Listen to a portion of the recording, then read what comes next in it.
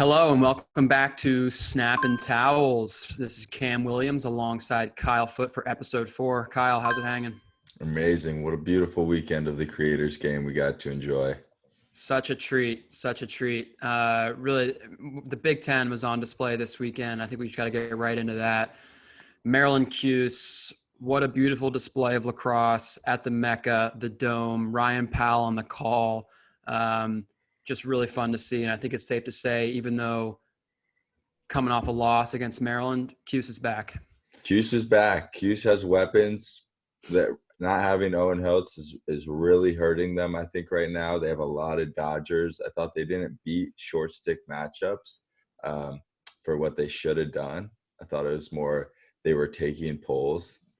And, it worked out for Tucker Dordevic, but it really didn't work out for anyone else. And Lucas Quinn was doing his thing, snapping shots off when he got his hands free. But other than those two, it kind of went stale. I know Owen Seabolt's great. He took some really good takes that I really liked that could have gone. Wasn't really his day, but, he starts getting in a shooting flow along with Brendan Curry. They're going to be an absolute problem. Yeah, when you talk about drawing slides, really seemed like only Dordevic and Curry had the ability to draw the slide. I was incredibly impressed with Tucker Dordevic. I think the gap between Dordevic and Wisnauskas is probably not quite as large as everybody thought going into that game. Dordevic looked dominant at times. I think he got a little sloppy at times, as the whole Cuse offense did. But he put on a hell of a show, the Portland, Oregon product. The kid's ambidextrous, can take shorties, can take pulls from anywhere on the field. He's a natural midfielder, right? Most of his career coming at the midfield, but he looked like a natural attackman. And I think that's great news for Cuse moving forward. But they needed one more threat, and the absence of Owen Hiltz was pretty apparent. Yeah, and clearly he's just the alpha on that offensive unit. It's just going, what our lefties out, I'll go play lefty attack. So it won't be as big of a drop off if they're lefties, more of a finisher on the depth chart, their second string lefty or something like that. He said, I'll still take my matchup over there. I can snap it lefty over the top and then I'll get my righties down the alley. But one thing that was kind of disappointing was Cuse's care for the ball.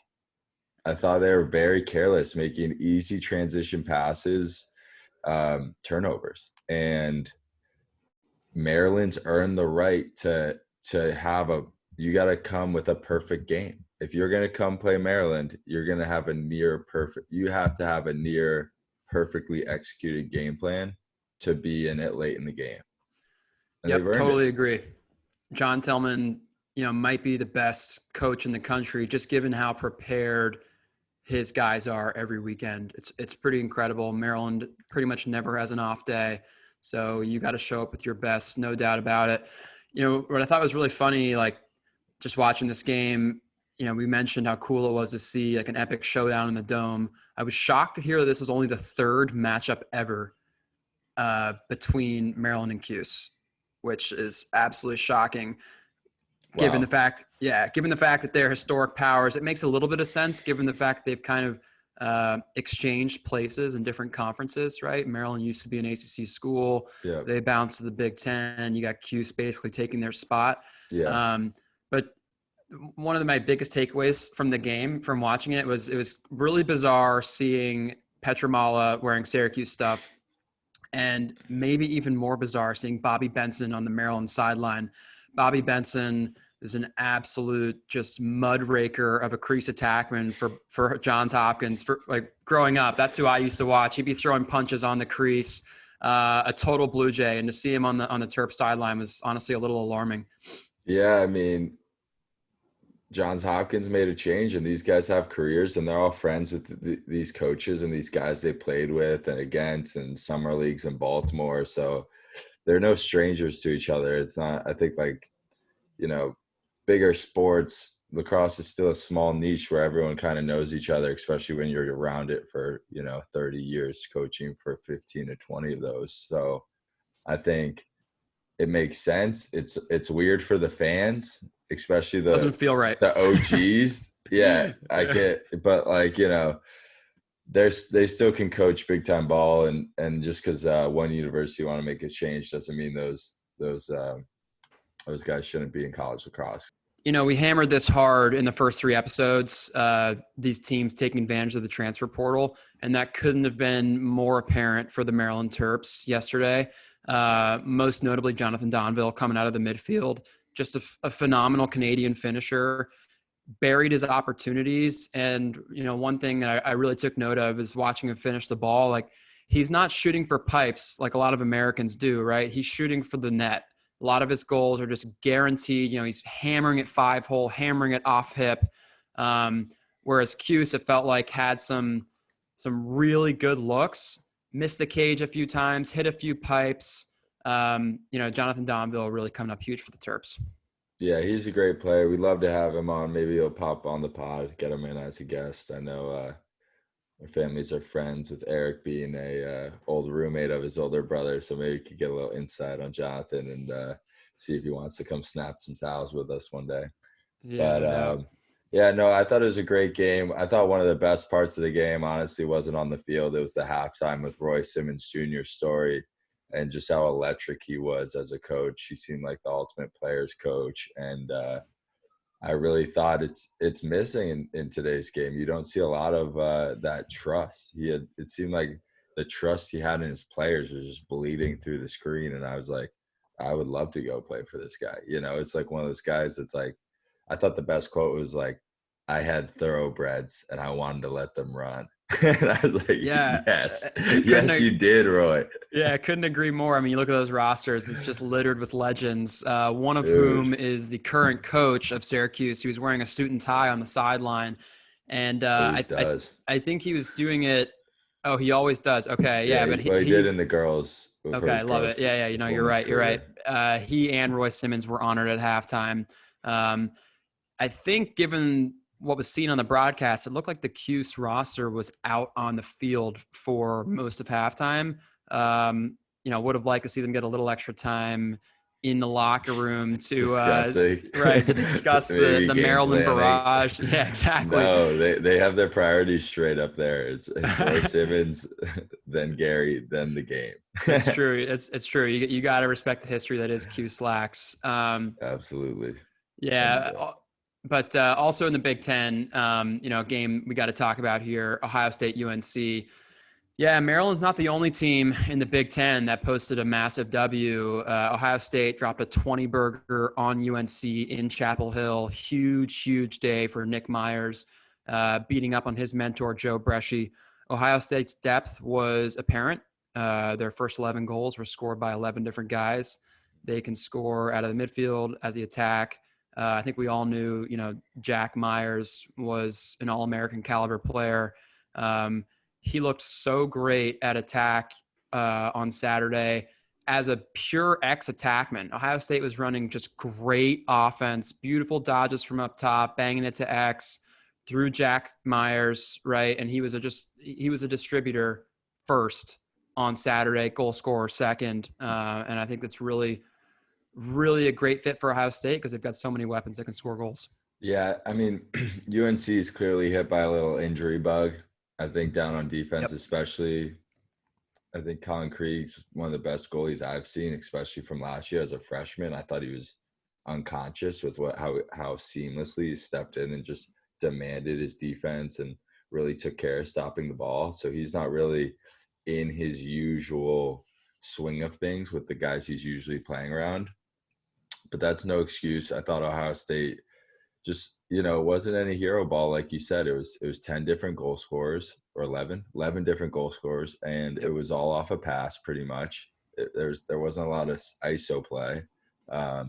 Almost all assisted goals. It was really impressive to watch. They surgically just picked apart Carolina's defense and then made it up to outground ball them and really take care of them defensively, which is no easy task.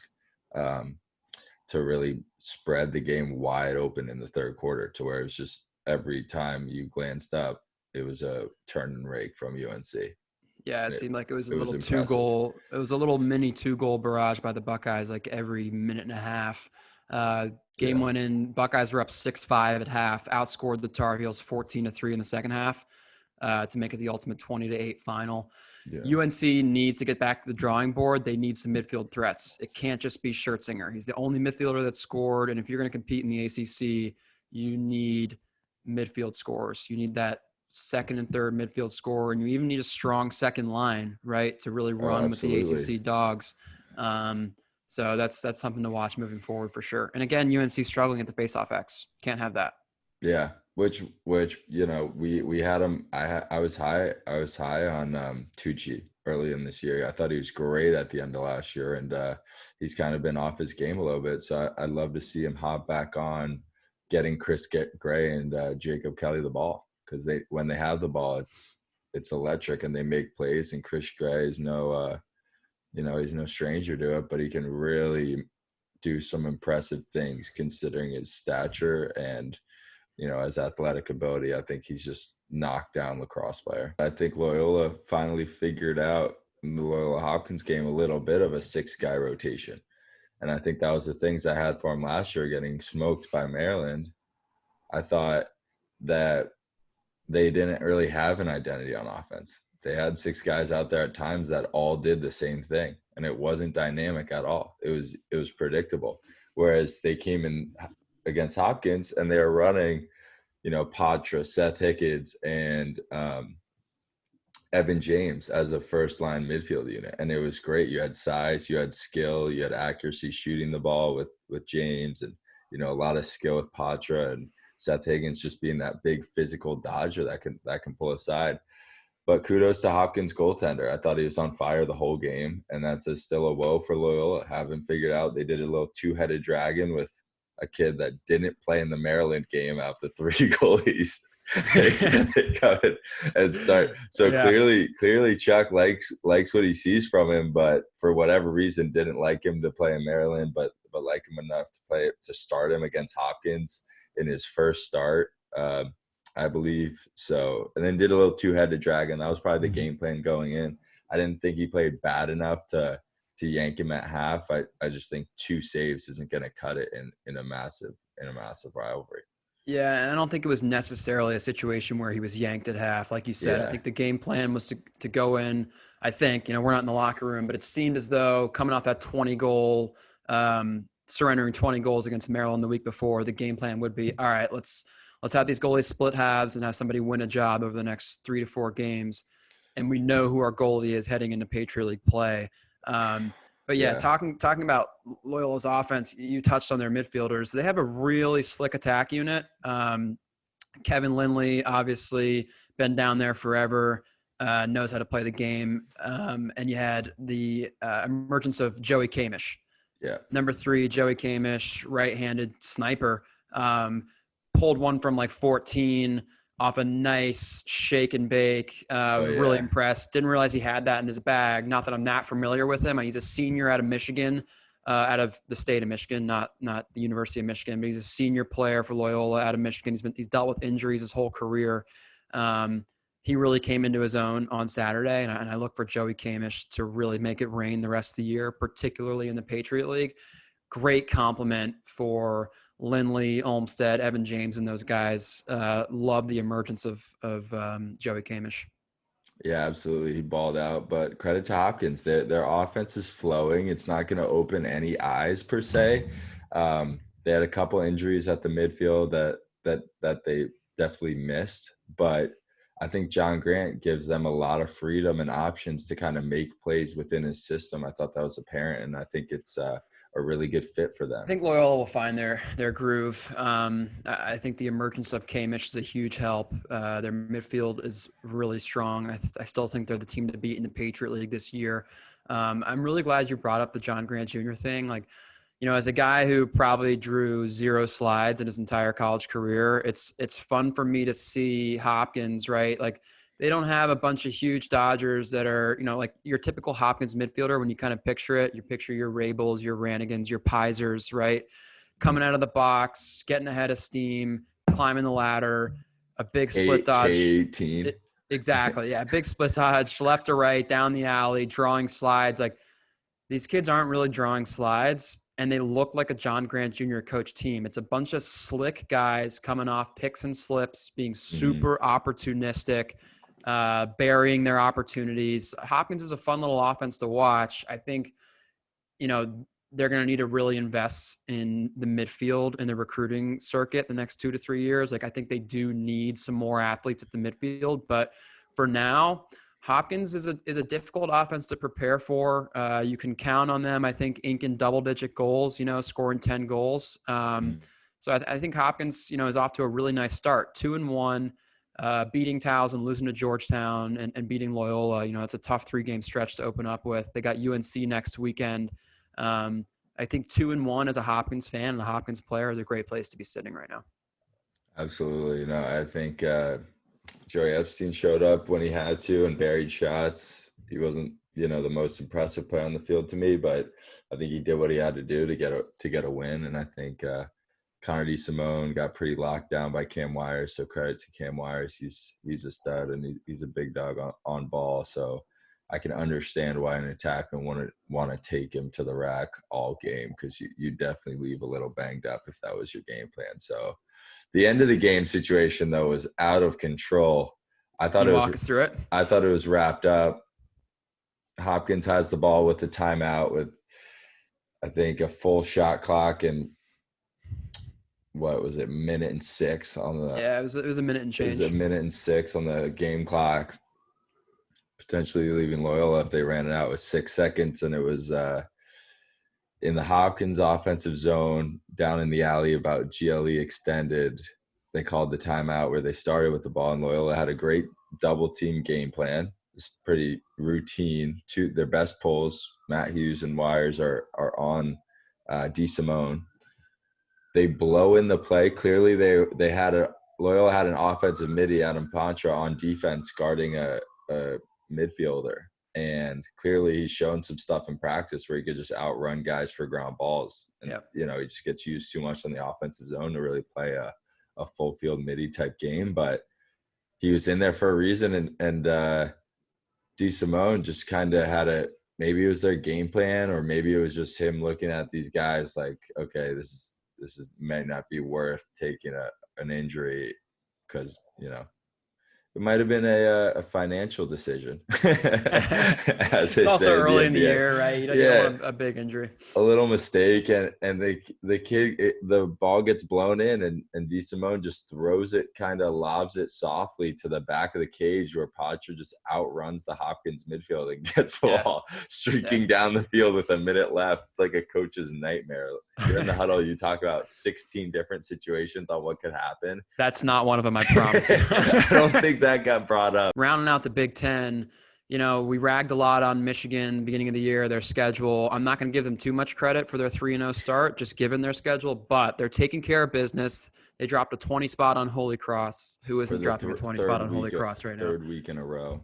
Yeah, but again, who isn't dropping a 20 spot on Holy Cross right now? That's a fact. Yeah, Michigan taking care of business. Got to give credit where credit is due. I think they'll run through this powder puff of an out of conference schedule and be ready for Big Ten play for sure. Clearly have a prolific offense on their hands. Yeah, I mean, I wish we could see it early season get tested, but we'll wait. We'll be here. We'll wait. Yeah, Kyle, I think my biggest takeaway from the weekend, obviously the Big Ten had a bunch of massive stories, bunch of big W's, but Ivy League lacrosse is finally back. After over 700 days, we get to see these Ivy League heavyweights go to battle. And credit to them for really challenging themselves early on with an absolute banger of some out-of-conference schedules. Penn Georgetown didn't disappoint. A real heavyweight slugfest. Maybe the most compelling one-on-one matchup, definitely thus far this year, maybe the entire year. Sam Hanley and Jack Bowen for Georgetown.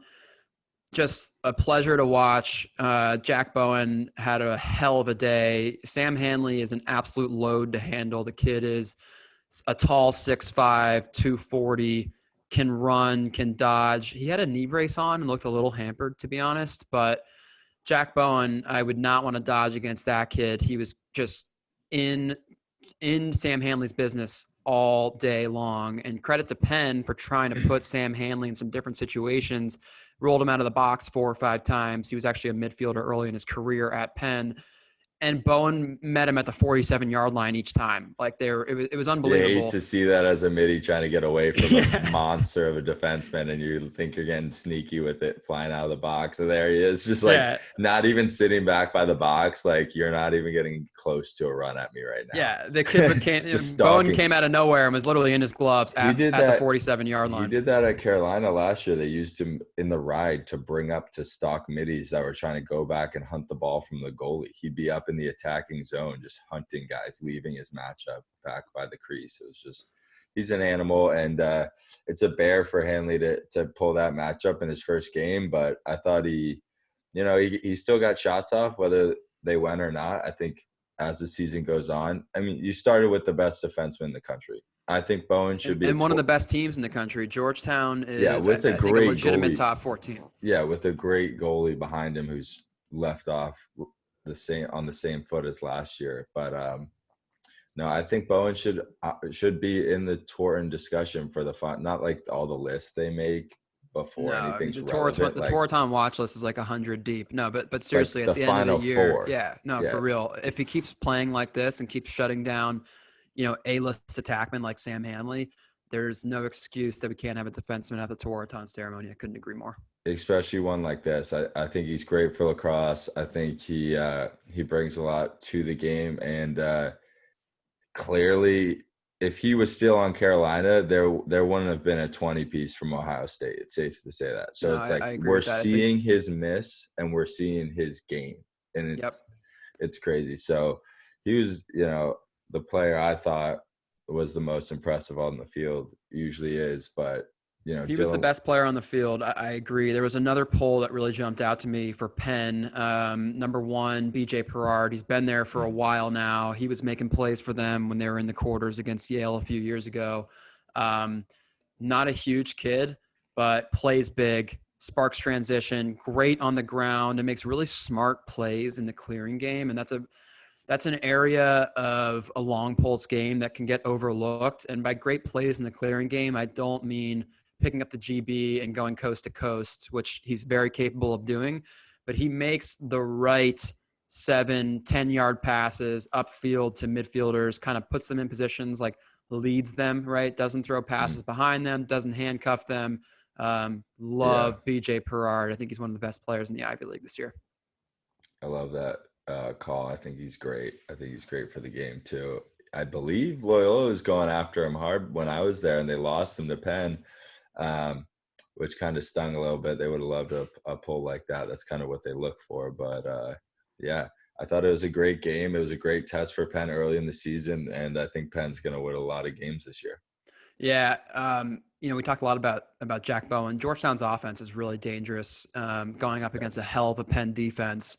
But Bundy, the attackman for Georgetown, can score in all different ways. Great off the dodge, hit a couple step downs. He's a distributor as well. Really, like, Georgetown is the real deal. And I think my boy Dylan Watson stinging too low to high, coming off my breakout player last week. Dylan Watson has a 6-stroke. Couldn't be a better compliment for Bundy. And look, Georgetown's the real deal. We called it going in, but I think, it really says a lot about the Penn Quakers to come off of 700 days of playing no games, right? Yeah. Opening with Georgetown and really going toe-to-toe with them. Yeah. No, I mean, if Hanley has a little bit better day shooting, I think it's, a better game, but it's just kudos to Georgetown's game plan and what they want to do. We talked about it last week. I said Bowen wasn't going to leave Hanley, even if he came out of the midfield. That tended to be true. On the money. Yep. So, I think it was a great. You heard it here first on Snap and Towel. as what usually happens. Status quo there. No, but it was a great early season matchup. Another Ivy League team that really put their, showed up on the first game was Yale. And I thought their stadium and facility showed up even louder than their offense, which was hard to do. Just seeing it in the TV cuts, the timeout cuts to commercial, and getting a glimpse of what they did to that stadium is insane. Shout out to Joe Tsai coming in and putting them on the map for probably one of the best facilities out of any sport in the country.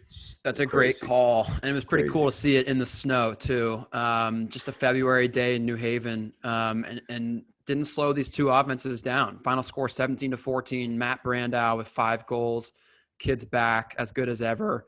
And don't sleep on Villanova. You know, we're all over Georgetown in the Big East. Denver, I think, is going to take a little bit of a backseat this year, at least just given early season results. But Villanova can score 14 on Yale in the snow. I think Villanova is a dangerous team coming out of the Big East this year for sure.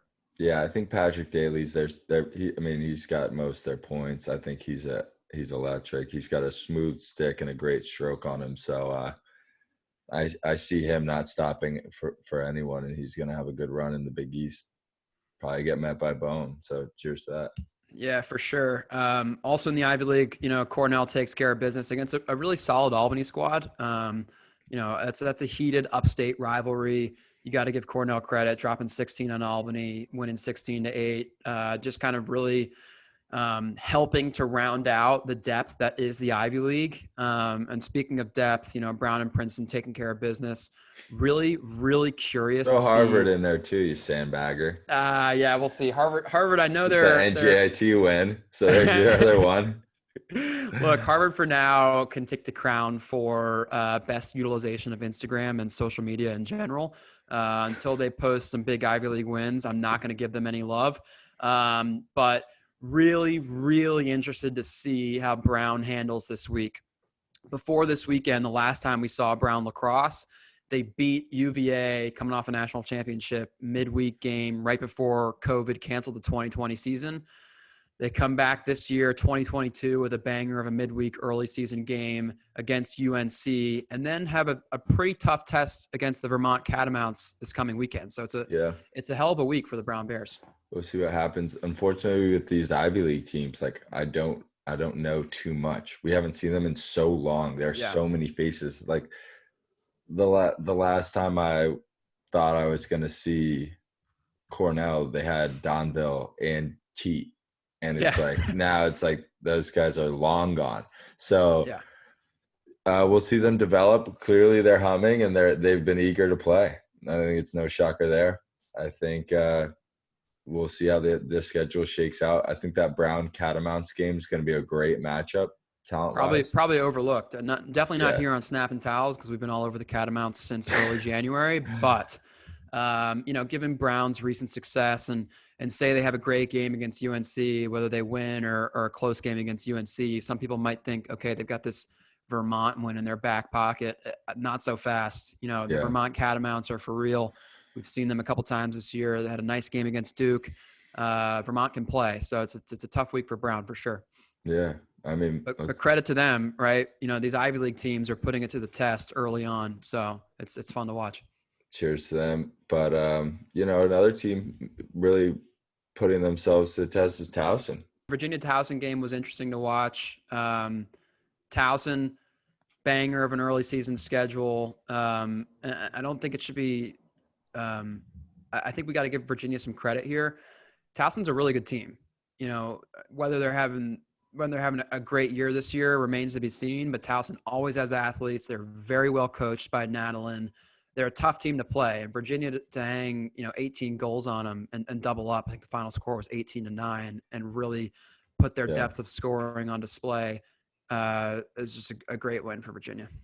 Yeah, another one of those games where you look up and every 20 seconds to turn and rake for Towson, and Virginia's hard to stop. We know that. We've been saying that from week one, but you'd think Towson would have a little bit better defensive game plan coming into the game. But, I think at the end of the day, it's who's on the field playing, and that's where Virginia really separates themselves in these kinds of matchups. It's like it's been the case for them for a number of years now, where you'd want to put a pull on the whole field, but you can't. So you end up getting matchups with anyone you put out there. So their offensive efficiency is through the roof, and they know their roles and they know where to be, and they have their finishers. They have their young high recruits come in and give them serious minutes. So it's just a conveyor belt of these top recruits becoming their, All-Americans. Yeah, It's really fun to absolutely. see. Virginia's depth is pretty wild. A lot. It's the headliners would be Schellenberger and Cormier, but we labeled Xander Dixon as a potential X factor for the Cavaliers this spring. Kid had 4 goals. Looks like he's a regular attackman down there, playing a lot of X attackman, kind of establishing himself as a distributor as well. The ball's in and out of his stick very, very quickly, and that's another hallmark of these Virginia offensive players is very, very efficient stick work, right? There are no extra cradles, right? The ball's in and out of their stick, and the defense really can't catch up. Couple dodges and slides later, 4 passes have happened. Somebody's butt naked on the backside, burying it. So, it's really kind of vintage UVA offense this weekend. There's a lot of other action in the ACC as well. Got to talk Duke, Denver. Denver in the first half looks pretty good, looks surgical at times on offense, but Duke's depth and athleticism really, really came through in the second half, put it on him. Robertson showed me some things I didn't know he had in his bag, stinging one from 11 on a fast break. Was really impressed to see him go high to high and sting it past a quality keeper, not just off the dodge late in the fourth quarter, having him trickle one in. But Duke, coming on a bounce back game. Brendan O'Neill looked like the best player on the field. Big win for the Blue Devils down in Durham. Dyson Williams having 4 and 2. Like we said, we wanted him on the field. We're really stroking ourselves this episode, which is amazing. But there's no surprises hey man, here. We'll call ourselves out when we're wrong. But I think we had a nice weekend in terms of predictions last week. That's a fact.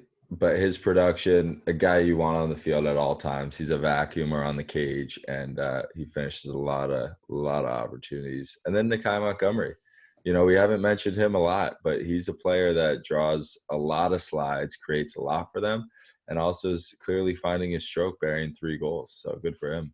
Yeah, and one thing, he really emerged, his freshman year, that NCAA tournament and that Final Four weekend.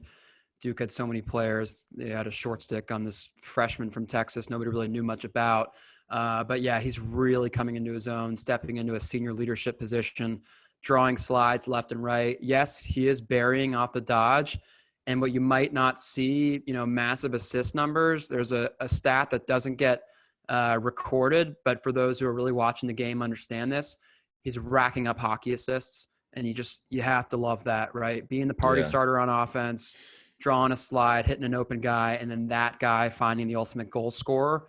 Like that's what we all want to see, and that's just as valuable as a goal or an assist. So, credit to Nakai. He had a hell of a day. All this talk about a few conferences that had really great weekends, Big Ten, ACC, Ivy League. The Patriot League just really stumbled this weekend. The top 3 teams preseason in the league, Loyola, Army, and Lehigh, all fell. We already discussed Loyola falling to Hopkins. Army losing to Rutgers, that's not a bad loss. Again, that's another team that's challenging themselves early with a really tough out-of-conference opponent. Lehigh losing to Hobart, I think that's discouraging. I know Lehigh's got some injuries at the midfield, some guys they were really counting on to have, all Patriot League and potentially All-American seasons, have some long-term injuries, which you never like to see, but Lehigh was supposed to establish itself after a really strong 2021 as a Patriot League favorite this year. And the early season loss to Hobart is very discouraging and discouraging for the league. Yeah, the league took a big step back. Good opponents, good tests early, but in the grand scheme of the layout are not good losses at the end of the year. They're not going to come out with maybe even conference. Well, I mean, if Rutgers can beat Maryland and Hopkins can beat one of those, It's unlikely. Both those teams are not going to win the Big Ten. Both those teams I do think will be fighting for an at-large bid. But again, those aren't strong losses, I think, come May, Selection Sunday. But yeah, credit to Colgate for taking care of business against Air Force. It felt like the back half of the league had a pretty nice weekend. BU beating Bryant, Bucknell. In a snow squall. Yeah, but that was absolutely miserable. The video is online of that. That's one thing about February lacrosse in the Northeast that I definitely do not miss. Amen. Even Definitely do watching. not miss. Yeah, but credit to Rutgers, credit to Hopkins. We talked about Hopkins. We talked about a little bit Rutgers Army. Um, Ronan Jacoby with 6 goals off 9 shot is extremely efficient. I think he's really finding his way in the system there. Really important for the Scarlet Knights to have a number 2 option behind Bartolo too. That's a huge step for them. Yeah, I think Ross Scott did a great job initiating and really finding people. He had a couple of apples, but Brendan Nichtern's still solid, 5 points, 2 and 3. He's pretty much a shoo-in for that stat line every game. They just need a couple other people to join the party in putting up some numbers. Very experienced Army offense. Army typically does a really good job of playing within its system. They're very well coached. They show up ready to play. I think it's a huge win for Rutgers. A loss to Army would not have been a great loss. Heading into the Big Ten schedule, Rutgers needs to be rolling. A really nice win early in the year against a good Army team. One of the better attackmen in the country, Brendan Nichtern. That's no easy task. So good for Rutgers coming out on top. Also staying in the Patriot League. Want to give credit to Bucknell. Another program along with Michigan that I think we didn't give a lot of love to a few weeks ago, kind of bagging on their defense, at least historically. They won 23-7 against St. John's this weekend. So clearly their offense is humming. Bucknell's no stranger to high flying offenses, but their defense has performed well this year as well. Absolutely. And hopefully the Patriot League can rebound after this week with Loyola Rutgers coming around the pipe. So we'll get another shot to get one back there on the Big Ten. Absolutely. All right, Cam, I think a couple of our top performers have already been mentioned, rightfully so, in our game breakdown. But I think to shed a little extra light on them this week is completely necessary. Who do you got for me? Yeah, I mean, I already talked about it for several minutes, but Will Bowen, I mean, what a job he did on Sam Hanley, holding him to 1 goal and 2 assists on 11% shooting. You could tell he was really annoying Hanley. I mean, he was just an absolute pest all game long, like a gnat at a barbecue, as we used to say. But one of the best one-on-one performances I've seen in some time. Hanley is an absolute load. He got some looks, but he was really impatient with his shots. Like, he didn't make Georgetown's goalie work at all. Just a lot of body saves, a lot of kind of just like stick side.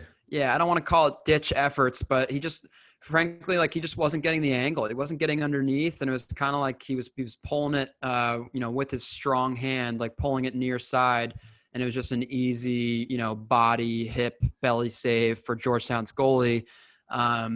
Really just impressive showing by Will Bowen. I mean, I agree. I think he could be a standout player every week. I think is what the trend's going to be. But I got Ronan Jacoby, 6 goals for Rutgers, transfer from Wesleyan University, Connecticut, D3 national champs 2018. Shout out. He was a big player on their team as a freshman. He has an absolute cannon of a shot. Lefty, loves stinging it low to high, which we love on snapping towels. So snapping it low to high, you gotta love it. He was getting his hands free and really making this Army defense think about where he was, and clearly they just couldn't find him. So kudos to Ronan, and hopefully we get to have him even come snapping around with us. I think we're going to have to do that. We talked about Maryland a lot, and a lot of other teams taking advantage of the transfer portal. Rutgers really lit it up in the offseason transfer portal. Ronan Jacoby and Mitch Bartolo were massive, massive additions to the Scarlet Knights squad.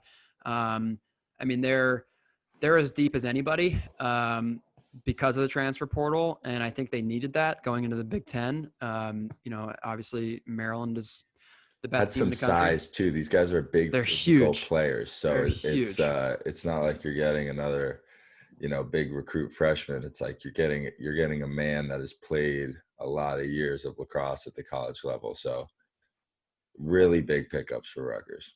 Yeah, no, totally. Rutgers is a team to watch, and they're as dangerous as ever.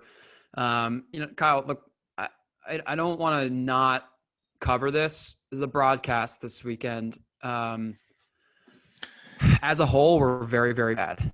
very, very bad. The Ohio State UNC game was well put together. You had Quint Kesnick on the call. It's going to be a well produced TV production. The game was a little bit boring. Come the third quarter, it was such a blowout that Quint was plugging his podcast, the Quintessential Lacrosse podcast. I think he plugged it 3 times in the span of a quarter and a half. But outside of that and the Duke Denver game, I thought the broadcasts were C+ at best. The Syracuse Maryland game was top notch. Syracuse Maryland game was A+.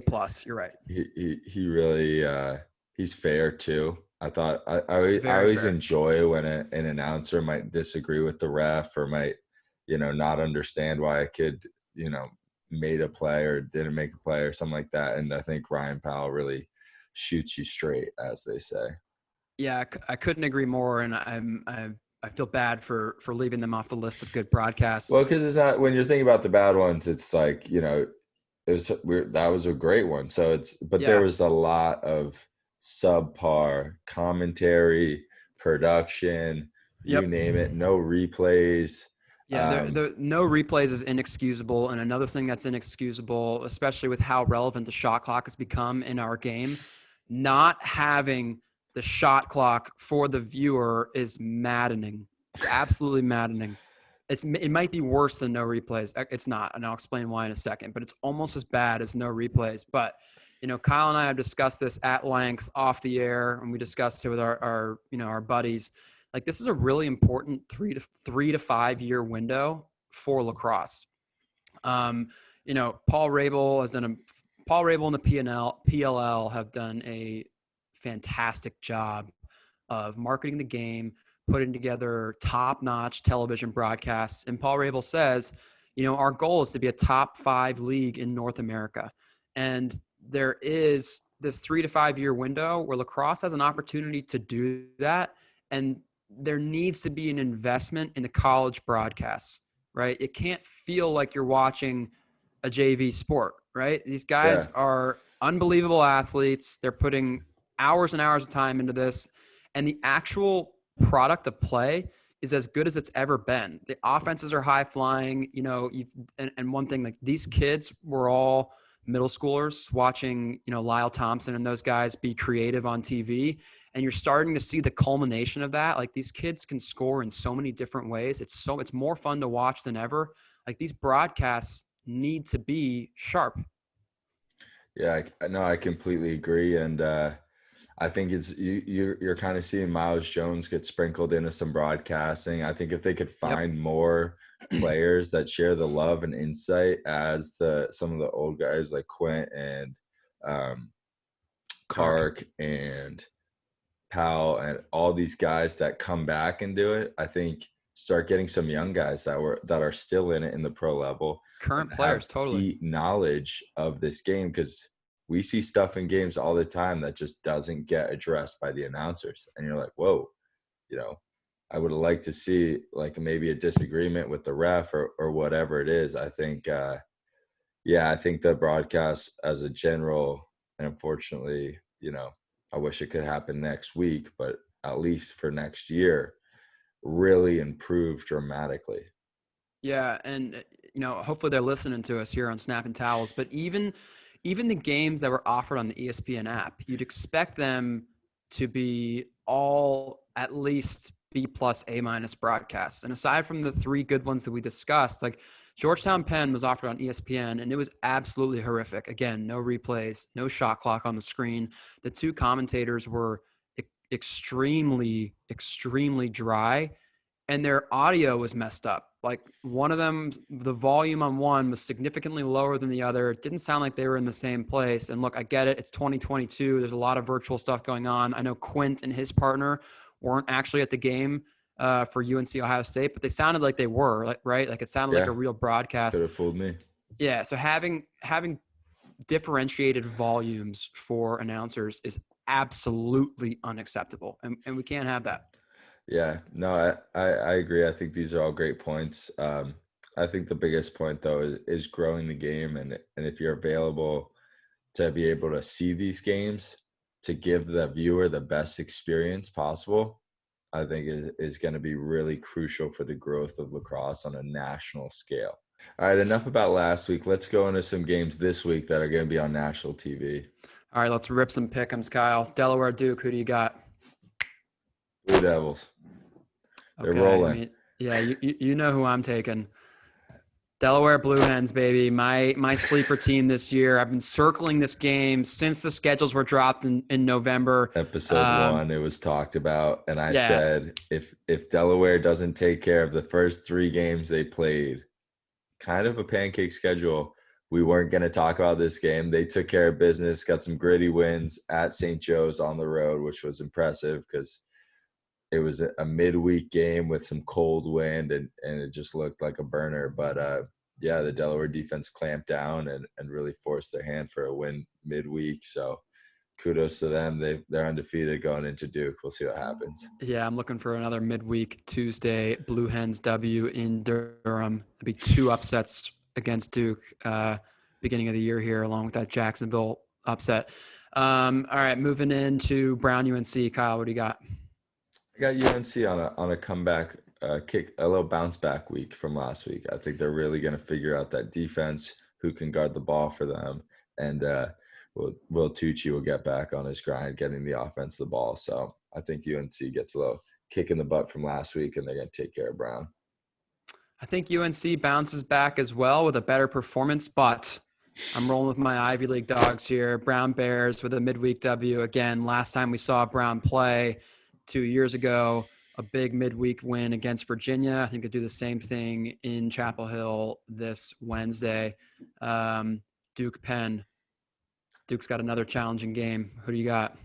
I got Duke. I'm gonna ride the Blue Devils a little bit right now. I think I usually don't, so I'm gonna rock with them this week after a good statement win against a good coach Denver team. I think they're gonna come out and handle Penn. Is that at Penn? I believe it's in Durham. Classic. I feel like Duke's like the Dallas Cowboys. You know, they're right. Just it's like, always Sunday night, and Collinsworth's on the call, and it's Jerry World. Every kid is wearing Duke shorts. You know, it's all like it's you almost want to say America's team, but a lot of Duke lacrosse fans out there. I'm going to be one this week. I'm picking Duke over Penn at home for the 7th game in a row this year they played at home. Just took a look at the schedule, confirming it is in Durham. Of course it is. I'm going with Penn, sticking with my Ivy League guns on this one. I think Penn proved that they're at least a top 10 team in the country with their performance against Georgetown. I know Duke has athletes on defense. I don't think they have anybody like Will Bowen. I think Sam Hanley will have a much better game. I think his partner in crime, number 40, Gregor, on attack for the UPenn Quakers, will have another big game. I think Penn puts up at least 13 goals here and comes away with the W. So if your predictions are correct, next week's headline is going to be the Ivy trumps ACC. Which would the next week headline is going to be Duke loses 2 in 1 week to the Delaware Blue Hens and the Penn Quakers. The sub headline will be Ivy League lacrosse is more than back. Loyola Rutgers. I think I like Loyola again, just like UNC, to have a bounce back performance, but I think Bartolo and the Rutgers Scarlet Knights come away with the W there. I think Big Ten is king right now. I think it's apparent. I think Loyola's done enough to figure out their offense. Now they just need to sharpen up that goalie position and clean up the X, and I think they're gonna take care of Rutgers, no problem. We got Virginia Syracuse, banger of a game at Klockner. It's gonna be electric. I'm going with the Who's. I'm gonna have to agree with you here. I think Virginia's too deep. I think Syracuse is really good, as we discussed, but I think missing Owen Hiltz and that extra gun on offense kind of puts them at a bit of a disadvantage going to Klockner against that high-flying offense. I think it's going to be tough to match UVA. You can pencil them in for 14 goals, I think, and it's going to be tough to match that. And to think that you're going to put up 15 on Matthew Nunes in cage for the Who's, I think it's highly Nunes. unlikely. I think it's Nunes. Matthew Nunes. Matthew Nunes. Our boy Nunes. Nunesy. Yeah. No, I think I think we're in agreement there for the first time this week. So let's hop into Notre Dame, Georgetown. Who you got? Notre Dame, Georgetown. Notre Dame was my preseason ACC winner. I'm going with Notre Dame. I think the Kavanaugh brothers showed that they are going to be a force to be reckoned with in their shellacking of the Detroit Mercy Titans this past week. Give a lot of credit to Detroit Mercy for that one. Yeah, look, Detroit Mercy's challenging themselves. Got to give them that. That's a fact. I think Corrigan and the Irish are going to come in, beat Georgetown, massive win. It's not going to be easy. I think it's going to be a preview Final Four or quarterfinal matchup. But yeah, I'm going with the Irish. That's a great call. I'm going Georgetown Hoyas. They're rolling. They've tested themselves early enough with, I think, who they've played so far, Hopkins, and especially Penn, to where I think they know who they are, especially defensively. I think they're big and physical, and I think Owen McElroy is going to be the difference maker, coming up with big saves. Yeah, looking at the schedule now, it is in fact in South Bend at home for Notre Dame. I don't like that as much because they play on this indoor warehouse. I think it depends on the weather. But it's safe to say February in South Bend's not going to be a beautiful day. But could be. It could be really cold. Could be cold and sunny. If there's no precipitation, they're going to be outside. So yeah, I hope they are outside. It just seems a little home field advantage-y to put them indoors. I think they're very fast on that indoor surface, and it's definitely benefits the Irish a lot. Definitely. They practice in there. It's hard to see the ball in there for goalkeepers. Another reason why I wanted to be outside is we were just hammering the broadcasts. Like that game will be a showcase. That game will be a showcase for the game of lacrosse, that Notre Dame Georgetown game. And we want that to be outside at Notre Dame's beautiful stadium, where we can see great camera angles from the box. Like we don't want that to be inside. No, thank you. Yeah. Well, moving on. UNC Hopkins. Yeah, UNC Hopkins. Again, Hopkins just doesn't get a break in this schedule. This out-of-conference schedule before the Big Ten is just absolutely absurd. I think UNC bounces back from what I'm predicting is a loss against the Brown Bears. There'll be 2 straight losses, Ohio State Buckeyes and Brown Bears, this weekend when they play Hopkins. I think they get a W there. I'm going with Hopkins. I think John Grant, hopefully they get some of their injured middies back to help them out. But I think John Grant's got that offense flowing. They've got a lot of confidence coming off that Loyola burner of a game. And I think their goalie's a stud, and he really takes up a lot of net and makes a lot of big-time saves. So I'm going to go Hopkins over UNC. I think it's going to be a great game. 2 classic programs. And like I've said many times, I think Hopkins is back. So while I am taking the Tar Heels, I think Hopkins will definitely show well for themselves. Last but not least, Denver, Jacksonville, our Dolphins. Who do you got? Fins, baby. Yeah, can't go against Jacksonville. I think Jack Dolan and Bo Hunter will lead the way with another prolific offensive day. Jacksonville all the way. Look, I think it'll be a tough game. Denver is coming off 2 straight losses. Bill Tierney probably isn't very happy right now, I think would be an understatement. But I think Jacksonville's a better team this year, and I think 2022 is the year of the Fins. Absolutely. Jacksonville coming off a nice win over Marquette, 14-10, taking care of business, establishing a dominant win.